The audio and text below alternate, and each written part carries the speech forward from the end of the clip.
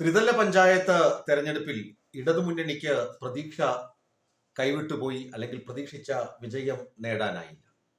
അത് വിശകലനം ചെയ്യണമെങ്കിൽ ഒരു രാഷ്ട്രീയ കാരണം മാത്രമല്ല, ഒരുപാട് കാര്യങ്ങൾ പറയാനുണ്ട്.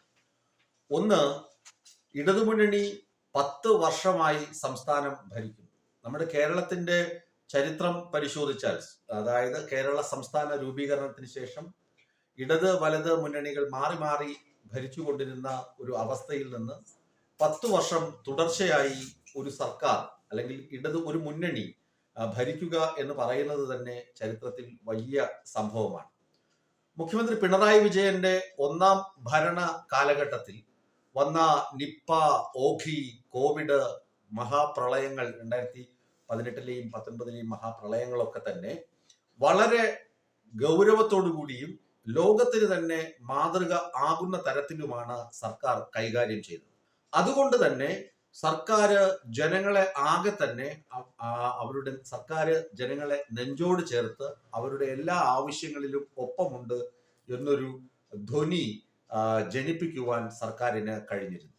അതാണ് തുടർഭരണത്തിന്റെ പ്രധാന കാരണം. മറ്റ് ക്ഷേമ പെൻഷനും അതുപോലെ തന്നെ കിറ്റും ഒക്കെ ചില ആളുകൾ പറഞ്ഞു നടക്കുമെങ്കിലും ഏറ്റവും പ്രധാനം പ്രകൃതി ദുരന്തങ്ങളും മഹാമാരിയും ഒക്കെ വന്നപ്പോൾ വലിയൊരു കാരണവരുടെ റോളിൽ, ക്യാപ്റ്റന്റെ റോളിൽ മുഖ്യമന്ത്രി പിണറായി വിജയൻ ജനങ്ങളെ ഒന്നാകെ സ്റ്റേറ്റിനോട് ചേർത്ത് നിർത്തി അവരുടെ എല്ലാ പ്രതിസന്ധികളും പ്രശ്നങ്ങളും പരിഹരിക്കുന്നതിന് സർക്കാർ മുന്നിട്ട് നിന്നു. അതുകൊണ്ടാണ് രണ്ടാമത് വീണ്ടും ഇടതുമുന്നണിക്ക് ഭരണം വന്നത് എന്നതാണ് കറക്റ്റ്. അതിനകത്ത് രാഷ്ട്രീയം, സാമുദായികം, പ്രതിപക്ഷത്തിന്റെ വിമർശനം ഇതൊക്കെ ഉണ്ടെങ്കിൽ പോലും ഒന്നാം സർക്കാരിൽ നിന്ന് രണ്ടാം സർക്കാരിലേക്ക് എത്തി.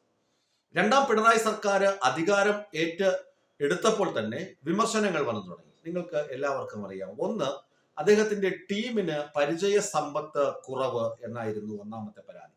ആ പരാതിയായി അടുത്ത വിവാദങ്ങളായി.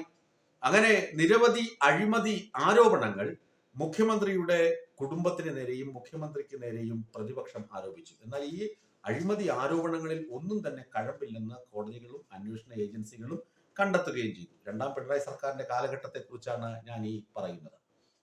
അതിനുശേഷം ഈ സർക്കാർ നിരവധി വികസന പ്രവർത്തനങ്ങൾ നടത്തി. പൊതുഗതാഗത സൗകര്യമാകട്ടെ, റോഡുകളാകട്ടെ, തീരദേശ ഹൈവേ ആകട്ടെ, ക്ഷേമ പെൻഷനാകട്ടെ, സ്കൂൾ കെട്ടിടങ്ങളാകട്ടെ, ആശുപത്രി നവീകരണമാകട്ടെ, എല്ലാ മേഖലയിലും ഇനി വ്യാവസായിക ഭൂപടത്തിൽ ഇന്ത്യയിൽ തന്നെ ഏറ്റവും മികച്ച പദവി, മികച്ച റാങ്കിങ് കേരളത്തിനാണ് ലഭിച്ചത്. അതിന് ശശി തരൂർ ഉൾപ്പെടെയുള്ള പ്രതിപക്ഷ പാർട്ടിയിലെ നേതാക്കൾ പോലും അഭിനന്ദിച്ചു. അപ്പോ വികസനത്തിന്റെ കാര്യത്തിലും വ്യാവസായിക പുരോഗതിയുടെ കാര്യത്തിലുമൊക്കെ തന്നെ സംസ്ഥാന സർക്കാർ ബഹുദൂരം മുന്നിൽ പോയി. എന്നിട്ടും സംസ്ഥാന ഭരിക്കുന്ന രാഷ്ട്രീയ കക്ഷി എന്തുകൊണ്ട് തോറ്റുപോയി എന്നതാണ് പ്രധാന ചോദ്യചിഹ്നം. അതിന് ഞാൻ ചില ഭാഗങ്ങളിൽ ഇലക്ഷൻ കവറേജിന് പോയപ്പോൾ ചില ആളുകൾ പറഞ്ഞു, വീട്ടിലിരിക്കുന്ന മാധ്യമങ്ങൾ സർക്കാരിനെ നിരന്തരം ക്രൂശിൽ കയറ്റുന്നു, ക്രൂശിച്ചുകൊണ്ടിരിക്കുന്നു, അതുകൊണ്ടാണ് സർക്കാർ പരാജയപ്പെട്ടു പോയതെന്ന്. എന്നാൽ അതിലുപരി മറ്റു ചില ഘടകങ്ങൾ കൂടിയുണ്ട്. ഒന്ന്, ശ്രീ വെള്ളാപ്പള്ളി നടേശൻ മുഖ്യമന്ത്രി പിണറായി വിജയനെ വലിയ ആരവത്തോടും ആഘോഷത്തോടും കൂടി പ്രോത്സാഹിപ്പിക്കാൻ തുടങ്ങി. കഴിഞ്ഞ പാർലമെന്റ് തെരഞ്ഞെടുപ്പിൽ മുഖ്യമന്ത്രി പിണറായി വിജയൻ വളരെ മോശക്കാരനാണ് എന്ന തരത്തിൽ പ്രചരിപ്പിക്കുകയും BJPക്ക് എത്രമാത്രം വോട്ട് കൂട്ടിക്കൊടുക്കാം എന്ന് ശ്രമിക്കുകയും ചെയ്ത വ്യക്തിയാണ് ശ്രീ വെള്ളാപ്പള്ളി നടേശൻ.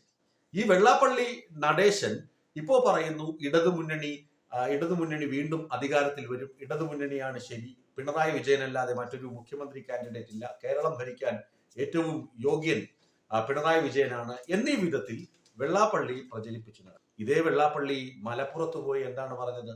അവിടെ സൂചി കുത്താൻ പോലും അവരുടെ സമുദായത്തിന് ഇടം കിട്ടുന്നില്ല, ഒരു കുടിപ്പള്ളിക്കൂടം തുടങ്ങാൻ പോലും പറ്റുന്നില്ല, എല്ലാം മുസ്ലിം സമുദായം അല്ലെങ്കിൽ മുസ്ലിം ലീഗ് കൊള്ളയടിച്ചു കൊണ്ടുപോയി എന്നായിരുന്നു ആ പ്രധാന വിമർശനം. അത് സാമുദായിക സ്പർദ്ധയ്ക്ക് കാരണമായി എന്ന് സ്പഷ്ടമാണ്. പാലക്കാട് ഉപതെരഞ്ഞെടുപ്പിന്റെ സമയത്ത് മുഖ്യമന്ത്രി പിണറായി വിജയൻ എന്താണ് പറഞ്ഞത്? മുസ്ലിം ലീഗ് തീവ്ര സ്വഭാവമുള്ള രാഷ്ട്ര ചിന്തയുള്ള സംഘടനകളെ അവരുടെ ഒപ്പം നിർത്തുന്നു, ഇത് മുസ്ലിം ലീഗിന്റെ മതേതര സ്വഭാവം നഷ്ടപ്പെടുത്തുന്ന ഒന്നാണ് എന്ന് വിമർശിച്ചു. പാണക്കാട് സാദിഖ് അലി ശിഹാബ് തങ്ങളെ പേരെടുത്തു പറഞ്ഞ് വിമർശിച്ചു. ഇതൊക്കെ മുസ്ലിം സമുദായത്തിനിടയിൽ ഇടതുമുന്നണിയോടുള്ള കൂറ് കുറയ്ക്കുന്നതിന് കാരണമായി എന്നതിൽ ഒരു തർക്കവുമില്ല. സോഷ്യൽ എഞ്ചിനീയറിംഗ് എന്ന് പറയുമല്ലോ, സാമൂഹികമായ ഇടപെടലും കൃത്യമായ ഇടപെടലുകൾ മുസ്ലിം സമുദായവും അതിനകത്തുള്ള സംഘടനകളും നടത്തിക്കൊണ്ടിരുന്നു ഇടതുമുന്നണിക്കെതിരെ, പ്രത്യേകിച്ച് ഭരിക്കുന്ന പാർട്ടിയായ CPM-നെതിരെ. അത് ത്രിതല പഞ്ചായത്ത് തെരഞ്ഞെടുപ്പിൽ കൃത്യമായി പ്രതിഫലിച്ചു എന്നത് സ്പഷ്ടമാണ്.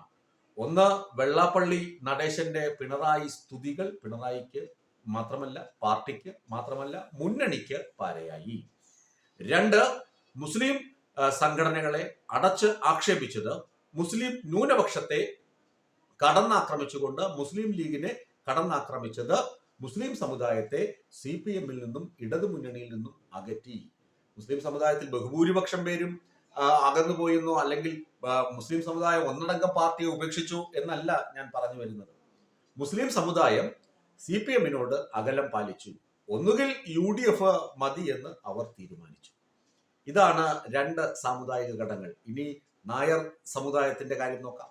നായർ സമുദായം എന്താണ് ചെയ്തത്? ഭൂരിപക്ഷ പ്രീണനം കൊണ്ട്, ന്യൂനപക്ഷ പ്രീണനം കൊണ്ട് ഒന്നും സാധ്യമാകുന്നില്ല എന്ന് കണ്ട് ഇനി ഭൂരിപക്ഷ പ്രീണനമാകാം എന്നൊരു നയം ഇടതുമുന്നണി സ്വീകരിച്ചിരുന്നു. ഇത് രാഷ്ട്രീയ വിശാരദന്മാരൊക്കെ പലതവണ വിശകലനം ചെയ്തിട്ടുള്ളതാണ്. ആ ഭൂരിപക്ഷ പ്രീണനവും സർക്കാരിന് ഗുണം ചെയ്തില്ല, അല്ലെങ്കിൽ ഇടതുമുന്നണിക്ക് ഗുണം ചെയ്തില്ല. അതിന് കാരണം ഭൂരിപക്ഷത്തിൽ ഉള്ള വർഗീയ ചിന്തയുള്ള, അല്ലെങ്കിൽ നമ്മൾ കുലസ്ത്രീകൾ എന്നൊക്കെ പറയുന്ന വിഭാഗമുണ്ടല്ലോ, കുലപുരുഷന്മാർ, ഇവരൊക്കെ തന്നെ CPM-നേക്കാൾ കൂടുതൽ ഇഷ്ടം BJP-യോടാണ് കാണിക്കുന്നത്, അല്ലെങ്കിൽ UDF-നോടാണ് ഇപ്പോൾ കാണിക്കുന്നത്. അതിന് പ്രത്യേകിച്ച് കാരണം എടുത്ത് പറയണമെങ്കിൽ, ഒന്ന്, പിണറായി സർക്കാരിനെതിരെ പ്രതിപക്ഷം കൊണ്ടുവന്ന ആരോപണങ്ങൾ, ഒന്നിലും കഴമ്പില്ല എങ്കിൽ കൂടിയും ആ പ്രതിപക്ഷ ആരോപണങ്ങളും, പിന്നെ CPM-ലെ മന്ത്രിമാർക്കും അതുപോലെ തന്നെ നേതാക്കൾക്കും ഒക്കെ തന്നെ ധാർഷ്ട്യമാണ് എന്നൊരു പ്രചരണം വലിയ വ്യാപകമായ തോതിൽ പ്രചരിപ്പിച്ചു. സോഷ്യൽ എഞ്ചിനീയറിംഗിന്റെ ഭാഗമായി ഈ പ്രതിപക്ഷ കക്ഷികളും ഒപ്പം തന്നെ ചില പോക്കറ്റുകളും, പ്രത്യേകിച്ച് ഈ രാഹുൽ മാങ്കൂട്ടത്തിന് PK ഫിറോസാണ് പോരാളികളെ കൊടുക്കുന്നത് എന്ന് പറഞ്ഞതുപോലെ, പ്രതിപക്ഷത്തിന് മാത്രമല്ല ഇടതുമുന്നണിയെ താറടിക്കുന്നതിന് ഒരുപാട് ഹാൻഡിലുകൾ ഇത്തരത്തിൽ സോഷ്യൽ എഞ്ചിനീയറിംഗ് നടത്തി. എന്താണ്? സമൂഹത്തിനകത്ത് ഇടതുമുന്നണിക്കും ഇടതുമുന്നണി നേതാക്കൾക്കും മന്ത്രിമാർക്കുമൊക്കെ ധാർഷ്ട്യമാണ് എന്ന ഒരു പ്രതീതി ഉണ്ടാക്കി. ഇതേ പ്രതീതി തന്നെ CPM-ന്റെ സംസ്ഥാന സമ്മേളനവും അതുപോലെ തന്നെ CPM പാർട്ടി കോൺഗ്രസും ഒക്കെ നടക്കുമ്പോഴും ഇതേ കാര്യങ്ങൾ പാർട്ടി കോൺഗ്രസിലും ചർച്ചയായി. അടിക്കടിയുള്ള ഉപതെരഞ്ഞെടുപ്പുകളിലെ പരാജയമൊക്കെ തന്നെ, അല്ലെങ്കിൽ ഉപതെരഞ്ഞെടുപ്പിലെ വോട്ട് ഷെയറിലുണ്ടായ കുറവൊക്കെ തന്നെ മുഖ്യമന്ത്രി പിണറായി വിജയന്റെ സ്വഭാവ പ്രശ്നങ്ങൾ കൊണ്ട്, മുഖ്യമന്ത്രി പിണറായി വിജയന്റെ ധാർഷ്ട്യം കൊണ്ട്, പിണറായി വിജയന്റെ പ്രവർത്തന ശൈലി കൊണ്ട് ഉണ്ടായ വീഴ്ചയാണെന്ന് പൊതുവെ വിലയിരുത്തപ്പെട്ടു. അത് പാർട്ടി കോൺഗ്രസിൽ പോലും ചർച്ചയായി. അപ്പോ എന്ത് സന്ദേശമാണ് ഇടതുമുന്നണി ജനങ്ങൾക്ക് കൊടുത്തത്? പാർട്ടിക്കാരൊക്കെ പ്രശ്നക്കാരാണെന്നുള്ള സന്ദേശം പുറത്ത് എത്തി. അവിടെ നിന്ന് തന്നെയാണ് ചോർത്തിക്കൊടുത്ത് തന്നെയാണ് ഈ വാർത്തകളൊക്കെ പുറത്ത് വന്നത്. ഞാൻ പറഞ്ഞു വരുന്നത്, ഒന്നാമത്തെ കാര്യം, സാമുദായിക മൈത്രി ഇല്ലാതെ സമുദായങ്ങളെ പിണക്കി. ഈഴവ സമുദായത്തിന്റെ നേതാവ് കൂടെ നിൽക്കുമ്പോഴും ഈഴവ സമുദായം അകന്നുപോയി. അതിന് പ്രത്യേകിച്ച് കാരണങ്ങളുണ്ട്. ഈഴവ കുടുംബങ്ങളിൽ എന്തെങ്കിലും നടക്കും, പ്രത്യേകിച്ച് മരണമൊക്കെ നടക്കുമ്പോൾ അവിടെ പോയി മഞ്ഞ തുണിയെടുത്ത് ദൂരെ കളഞ്ഞിട്ട് ചെങ്കൊടി പുതപ്പിക്കുന്ന അവസ്ഥയൊക്കെ ഉണ്ടായി. അതിനെതിരെ വെള്ളാപ്പള്ളിയൊക്കെ ഘോരഘോരം CPM-നെ കടന്നാക്രമിക്കുകയും ചെയ്തു. അവിടെ മുദ്രാവാക്യം വിളിയല്ല, ഗുരുദേവ വന്ദനവും ഗുരു എഴുതിയ കൃതികളുമാണ് പാരായണം ചെയ്യേണ്ടത് എന്നുവരെ അവർ തിട്ടൂരം ഇറക്കിയിട്ടുണ്ട്. കൊല്ലം ജില്ലയിൽ തന്നെ അങ്ങനെ നടന്നിട്ടുമുണ്ട്. അപ്പോ സമുദായങ്ങളെ പിണക്കി. നായർ സമുദായത്തെ ഭൂരിപക്ഷ പ്രീണനത്തിലൂടെ അടുപ്പിച്ചു നിർത്താമെന്ന് പറഞ്ഞുവെങ്കിലും അത് തകർന്ന് തരിപ്പണമായി. പിന്നെ ധാർഷ്ട്യമാണ് നേതാക്കൾക്ക് എന്ന് പറഞ്ഞ് തുടങ്ങി. സോഷ്യൽ എഞ്ചിനീയറിംഗ് നടക്കുമ്പോൾ തന്നെ CPM-ന്റെ സംസ്ഥാന സമ്മേളനത്തിലും പാർട്ടി കോൺഗ്രസിലുമൊക്കെ ഇതേ വാദഗതികൾ നേതാക്കൾ ഉന്നയിച്ചു. ഇത് പൊതുജനങ്ങളുടെ ഇടയിൽ വലിയ അകൽച്ച, പാർട്ടിയുമായും ഇടതുമുന്നണിയുമായും അകൽച്ചയ്ക്ക് കാരണമായി എന്നതിൽ ഒരു തർക്കവും വേണ്ട. ഇനി ഇലക്ഷൻ അടുപ്പിച്ചു വരുമ്പോൾ ഉണ്ടായ വിവാദങ്ങൾ, ശബരിമല വിവാദം ഉണ്ടാകുമ്പോൾ ശബരിമല യാതൊരു പ്രശ്നവുമില്ലാത്ത ഇടമാണ് എന്ന തരത്തിൽ, ശബരിമലയ്ക്ക് യാതൊരു പ്രാധാന്യവും ഇല്ലാത്ത തരത്തിൽ, അല്ലെങ്കിൽ വോട്ടിന്റെ കാര്യത്തിൽ, ജനാധിപത്യ വോട്ട് വ്യവസ്ഥയിൽ ശബരിമലയ്ക്ക് യാതൊരു പ്രാധാന്യവും ഇല്ലാത്ത തരത്തിലുള്ള വിലയിരുത്തലുകളും നേതാക്കളുടെ പ്രസംഗങ്ങളും സ്വയം കുഴി തോണ്ടുന്നതിന് കാരണമായി എന്ന് എടുത്ത് പറയേണ്ടി വരും. ശബരിമലയിൽ ഒരു ദിവസം എത്തുന്നത് ഏതാണ്ട് 80,000-ഓളം ഡിവോട്ടീസ് ആണ്. അത് കേരളത്തിൽ നിന്ന് മാത്രമല്ല, പല സംസ്ഥാനങ്ങളിൽ നിന്ന്, വിദേശത്ത് നിന്ന് പോലും ആളുകൾ ശബരിമല അയ്യപ്പനെ കാണാൻ, ശാസ്താവിനെ കാണാൻ ഭയഭക്തിയോടുകൂടി അവിടെ എത്തുന്നു. തള്ളും ഉന്തുമൊക്കെ നമ്മൾ നിരന്തരം ടെലിവിഷനിൽ കാണുന്നതാണ്, പത്രവാർത്തകളിൽ കാണുന്നതാണ്, പത്രത്തിലെ ഫോട്ടോഗ്രാഫുകളിലൂടെ കാണുന്നതാണ്. അപ്പോ അത്രമാത്രം ഭക്തരുള്ള, അത്രമാത്രം ഡിവോട്ടീസ് ഉള്ള ഒരു ദേവനെ അല്ലെങ്കിൽ അയ്യപ്പനെ അടച്ച് ആക്ഷേപിക്കുന്ന തരത്തിലൊക്കെ വരുമ്പോൾ അത് വോട്ട് കച്ചവടത്തിനു വേണ്ടി എതിർ മുന്നണികളായ വലത് മുന്നണിയും ദേശീയ ജനാധിപത്യ സഖ്യവും എടുത്ത് ഉപയോഗിക്കുമ്പോൾ അതൊന്നും പ്രശ്നമല്ല എന്ന തരത്തിൽ അതില് മൗനം പൂണ്ടത് വലിയ അപകടം ചെയ്തു എന്ന് പറയുന്നതിലും തർക്കമില്ല. മുസ്ലിം സമുദായത്തെ പിണക്കി അകറ്റി നിർത്തി അവരെല്ലാവരും തീവ്രവാദികളാണെന്ന പൊതുചിത്രം കൊടുത്തു. അപ്പൊ സമുദായം സ്വാഭാവികമായി വോട്ട് മാറ്റി ചെയ്യും. ഇനി ഇടതുമുന്നണി വീഴുമ്പോൾ സാധാരണഗതിയിൽ തഴച്ചു വളരേണ്ടത് വലതു മുന്നണിയാണ്, UDF ആണ്. അവിടെ അമ്പേ പരാജയമാണ്. 10 സീറ്റ്, തിരുവനന്തപുരം കോർപ്പറേഷനിലൊക്കെ 10 സീറ്റ് കൂടുതൽ പിടിച്ചു എന്നൊക്കെ വീമ്പിളക്കാമെങ്കിലും, പിന്നെ എന്താണ് ഇടതുമുന്നണിയുടെ തൊട്ടു താഴെ അവരെത്തി എന്നൊക്കെ പറയാമെങ്കിലും BJPയുടെ വളർച്ച അതിഭീകരമാണ് എന്നതിൽ ഒരു തർക്കവും വേണ്ട. ഇവിടെ വർഗീയത കച്ചവടം ചെയ്ത വലതു മുന്നണിയും ദേശീയ ജനാധിപത്യ സഖ്യവും ഒരുപാട് മുന്നോട്ട് പോവുകയും ജനാധിപത്യവാദികളും മതേതരവാദികളും നാനാത്വത്തിൽ ഏകത്വമാണ് ഇന്ത്യയുടെ ആശയമെന്നും ഇന്ത്യയുടെ ചരിത്രം കുഴിച്ചുമൂടരുതെന്നും ഒക്കെ ഘോരഘോരം പ്രസംഗിക്കുകയും അതിനുവേണ്ടി വാദിക്കുകയും ചെയ്ത ഇടതു മുന്നണി കോർണർ ചെയ്യപ്പെടുകയും ചെയ്തു. അതാണ് ത്രിതല പഞ്ചായത്തിൽ നടന്നത്, തെരഞ്ഞെടുപ്പിൽ നടന്നത്. ഇനി അത് മാറുമോ എന്ന് ചോദിച്ചാൽ തീർച്ചയായും മാറാനുള്ള എല്ലാ സാഹചര്യവും ഉണ്ട്. ഇനി 6 മാസത്തോളം ഉണ്ട്. അടുത്ത മെയ്യിലാണ്, മെയ് മാസം 5 മാസത്തോളം ഉണ്ട്. മെയ് മാസമാണ് നിയമസഭാ തെരഞ്ഞെടുപ്പ് എന്ന ഫൈനൽ പോരാട്ടം നടക്കുന്നത്. ഈ 5 മാസം കൊണ്ട് ഒരുപാട് കാര്യങ്ങൾ ചെയ്യാനുണ്ട്. അതിന് നേതാക്കളുടെ നാവുകളിൽ നേതാക്കൾ സ്വയം കടിഞ്ഞാണിടണം. ഈ MM മണിയെ പോലുള്ള ആളുകളൊക്കെ അവരുടെ ശൈലിയാണ് എന്ന് പറഞ്ഞിട്ട് ഓരോ ജനങ്ങളെ അടച്ചാക്ഷേപിക്കുന്ന തരത്തിലുള്ള വാക്കുകളും വാക്യങ്ങളും ഒഴിവാക്കണം. പിന്നെ ധാർഷ്ട്യം ഉണ്ടെന്ന് സ്വയം തിരിച്ചറിയുന്ന നേതാക്കൾ ആ ധാർഷ്ട്യം ഉപേക്ഷിക്കണം.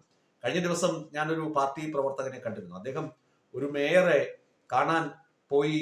ഓഫീസ് വാതിക്കൽ നിന്ന് കുറെ അധികം മണിക്കൂറുകൾ അവിടെ നിന്നിട്ടും മേയർ കാണാൻ കൂട്ടാക്കിയില്ല എന്നാണ് അദ്ദേഹം പരിഭവം പറഞ്ഞത്. അതേ മേയർക്കെതിരെ അതേ കൗൺസിലിൽ ഉണ്ടായിരുന്ന CPMന്റെ കൗൺസിലർ തന്നെ അതിനിശിതമായ വിമർശനം മുഖപുസ്തകത്തിൽ എഴുതി വയ്ക്കുകയും ചെയ്തു. ഇങ്ങനെയൊക്കെ ഉള്ള സംഭവങ്ങൾ ജനങ്ങൾ കാണുന്നുണ്ട്, കേൾക്കുന്നുണ്ട്. ജനങ്ങൾ പൊട്ടരല്ല എന്നൊരു തിരിച്ചറിവ് ഇടതുമുന്നണിക്ക് ഉണ്ടാകണം. ആ തിരിച്ചറിവിൽ നിന്ന് വേണം മറ്റു കാര്യങ്ങൾ ചെയ്യാൻ. അതിനൊപ്പം തന്നെ ഇടതുമുന്നണിക്ക് ഒരു ധാരണയുണ്ട്, പ്രത്യേകിച്ച് CPMന് ഒരു ധാരണയുണ്ട്. അവർക്കൊപ്പം നിൽക്കുന്ന ഈ സോഷ്യൽ എഞ്ചിനീയറിംഗ് എന്നൊക്കെ പറഞ്ഞ് അവര് കുറെ ആളുകളെ കൂട്ടിയിട്ടുണ്ട്.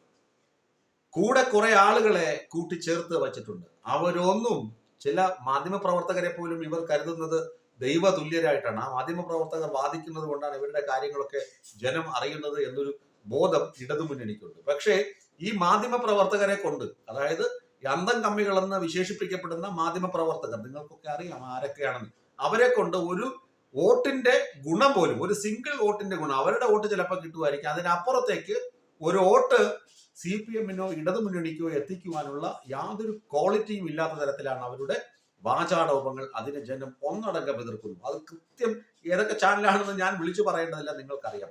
ഒന്ന് അതാണ്. പിന്നെ സോഷ്യൽ മീഡിയയിലൂടെ ഇടതുമുന്നണിക്ക് വേണ്ടിയും CPMന് വേണ്ടിയും പടപൊരുതാൻ ഒരു സംഘത്തെ എടുത്തു വച്ചിട്ടുണ്ട്. അവര് എന്താണ് ചെയ്യുന്നതെന്ന് നോക്കിക്കഴിഞ്ഞാൽ അറിയാം. UDFന് വേണ്ടിയും BJPക്ക് വേണ്ടിയും, അതായത് ദേശീയ ജനാധിപത്യ സഖ്യത്തിന് വേണ്ടിയും ഓരോരുത്തര് അംഗം കുറിച്ചു കഴിയുമ്പോൾ ഇവിടെ ഇരുന്ന് മനുഷ്യന് മനസ്സിലാകാത്ത ഭാഷയിൽ, മനുഷ്യനുമായി യാതൊരു ബന്ധവുമില്ലാത്ത തരത്തിലാണ് സോഷ്യൽ മീഡിയ എഞ്ചിനീയറിംഗ് അല്ലെങ്കിൽ സോഷ്യൽ എഞ്ചിനീയറിംഗ് നടത്തുന്നത്. സാമൂഹികമായ ഒരു അടുപ്പവും പുലർത്താതെ കക്ഷത്ത് കല്ലും കയറ്റി മസിലും പിടിച്ച് ഇരുന്നിട്ടാണ് ഓരോന്ന് ആളുകൾക്ക് മനസ്സിലാകാത്ത ഭാഷ പ്രയോഗിക്കുന്നത്. ആളുകളുമായി അടുപ്പമില്ലാത്തത്, ജനകീയ വിഷയങ്ങളിൽ ഇടപെടാത്തത്, DYFI എന്ന് പറയുന്ന സംഘടന യുവാക്കളെ കൂട്ടാത്തത്, പ്രതിഷേധങ്ങൾ സംഘടിപ്പിക്കാത്തത്, പിന്നെ അങ്ങനെ തുടങ്ങിയ നിരവധി പ്രശ്നങ്ങളുണ്ട് CPMന്റെ കൂടെ നിൽക്കുന്ന ആളുകളെ കൊണ്ട് CPM അനുഭവിക്കുന്നത്. അതായത് കൂടെ കൊണ്ട് നടക്കുന്ന ചില ഗ്യാങ്ങുകൾ അവര് എന്താണ് അവരുടെ സാമ്പത്തിക ലാഭം, അവരുടെ കസേര ഉറപ്പിക്കൽ, അവരുടെ അധികാരം ഉറപ്പിക്കൽ, ഇതിനു മാത്രമേ അവർ ശ്രമിക്കുന്നുള്ളൂ. മുന്നണിക്ക് വേണ്ടിയോ പാർട്ടിക്ക് വേണ്ടിയോ യാതൊന്നും ചെയ്യുന്നില്ല എന്നത് പരമാർത്ഥമാണ്. CPM അത് ഇഴകീറി പരിശോധിക്കണം, ഇനിയെങ്കിലും പരിശോധിക്കാൻ തയ്യാറാകണം. അപ്പോ ഞാൻ പറഞ്ഞ കുറെ കാരണങ്ങൾ മനസ്സിലായി. ഈ ആശാസമരത്തിനെതിരെ ഞാനും കുറെ ഒക്കെ പറഞ്ഞിട്ടുണ്ട്. ആശാസമരം ശരിക്കും പറഞ്ഞു കഴിഞ്ഞാൽ സംസ്ഥാന സർക്കാരല്ല അതിനകത്ത് കുറ്റക്കാർ, കേന്ദ്രമാണ് കൊടുക്കേണ്ടത്. അതാണ് അതിന്റെ വാസ്തവം. പക്ഷേ സ്ത്രീകൾ സമരം ചെയ്യുമ്പോൾ അവിടെ ആ സമരത്തെ ഒത്തുതീർപ്പിലേക്ക് എത്തിക്കുന്നതിന് സർക്കാർ യാതൊന്നും ചെയ്തില്ല എന്ന മറ്റൊരു വസ്തുതയുണ്ട്. അവിടെ സ്ത്രീകൾ ഇരുട്ട വെളുക്കെ അവിടെ ഇരിക്കുന്നു, മുടിമുറിക്കുന്നു, അവിടെ കഞ്ഞിവെക്കുന്നു. അങ്ങനെ അവരുടെ സമരത്തിന് ജനങ്ങൾ മനസ്സുകൊണ്ട് പിന്തുണ കൊടുത്തിരുന്നു. ഏറ്റവും ഒടുവിൽ ഇലക്ഷൻ പ്രഖ്യാപിക്കുന്നതിന് തൊട്ടു മുമ്പ് ആശമാർക്ക് 1000 രൂപ കൊടുക്കാമെന്ന് പറയുന്നു. അതിനു മുമ്പ് 3000 രൂപ വരെ കൊടുക്കാമെന്ന് പറഞ്ഞിട്ട് സമരം നിർത്താത്തതാണ് SUCI മിനിയും സംഘവും. അതൊരു വാസ്തവമാണ്. അവരുടെ സമരം ഒരു പോക്കണം കണ്ട സമരമായിരുന്നു എന്നത് വലിയ വാസ്തവമാണ്. എന്നാൽ ആ സമരത്തെ ജനങ്ങളുടെ സമരമാക്കി മാറ്റിയിരുന്നു. കാരണം അവരുടെ മനസ്സിനകത്ത് അത് ഇടതുമുന്നണി മുഖ്യമന്ത്രി പിണറായി വിജയൻ എന്തുകൊണ്ട് ആ സമരം ഒത്തുതീർപ്പാക്കുന്നില്ല, അവരെടുത്ത് ന്യായം പറഞ്ഞ് അവരെ മനസ്സിലാക്കുന്നില്ല എന്ന വലിയൊരു പരാതി കേരളമെമ്പാടുമുള്ള സ്ത്രീകളുടെ മനസ്സിൽ ഉണ്ടായിരുന്നു എന്നതിലും തർക്കമില്ല. അപ്പൊ ഞാൻ മനസ്സിലാക്കിയ കാരണങ്ങളാണ് പറയുന്നത്. 1, വെള്ളാപ്പള്ളി. 2, മുസ്ലിം സമുദായം. 3, ഞാൻ പറഞ്ഞതുപോലെ തന്നെ ഈ ഈ നേതാക്കളുടെ ധാർഷ്ട്യം, അത് CPM തന്നെ തുറന്നു പറഞ്ഞത്.